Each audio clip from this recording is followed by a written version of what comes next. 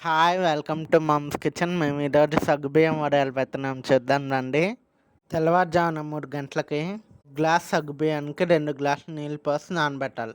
తెల్లవారుజామున 5:30 అప్పుడు మొత్తం ఈ ప్రాసెస్‌కి 7 గ్లాసులు నీళ్లు పోయాలి.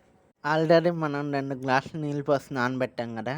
మిగతా 5 గ్లాసులు పొయ్యి మీద గిన్నె పెట్టి ఈ గిన్నెలో పోసి మరగనియ్యాలి. మరిగిన తర్వాత పచ్చిమిరపకాయలు, జీలకర్ర, ఉప్పు పేస్ట్ చేసి గిన్నెలో వేయాలి. నిమిషాల తర్వాత ఆ సగ్గుబియ్యం కూడా నానబెట్టాం కదా, అవి దానిలో వేసి కలపాలి. ఇది చిక్కపడడానికి 20 నిమిషాలు పడుతుంది. చిక్కపడిన తర్వాత స్టవ్ ఆపేయాలి.